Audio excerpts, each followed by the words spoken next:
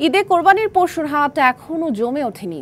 পশুর হাটগুলোতে নিজেদের লালন করা গরু সহ অন্যান্য পশু নিয়ে এসেছেন খামারিরা।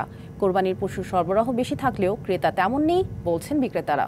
অন্যদিকে দামের সঙ্গে পাল্লা দিয়ে পেরে উঠছেন না বলে জানিয়েছেন ক্রেতারা। তবে রাজধানীর সব হাটেই রাখা হয়েছে পর্যাপ্ত নিরাপত্তা ব্যবস্থা। গাবতলী পশুর হাট রাজধানীর সবচেয়ে বড় এবং স্থায়ী পশুর হাট, যা কোরবানি ঈদ ঘিরে পশু কেনাবেচার কেন্দ্র হয়ে উঠেছে। দেশি বিদেশি নানা জাতের গরু, ছাগল, ভেড়া, মহিষের পাশাপাশি আনা হয়েছে উটও। খামারি ও বিক্রেতারা জানান, এখনও হাটে ক্রেতা সমাগম কম। যারা আসছেন তাদের চাহিদা বেশি মাঝারি ও ছোট গরুর।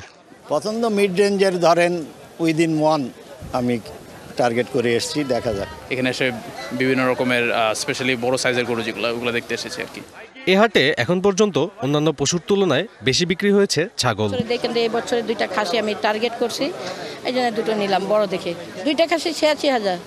ক্রেতাদের অভিযোগ, অন্যান্য বছরের চেয়ে এবার গরুর দাম চাওয়া হচ্ছে অনেক বেশি।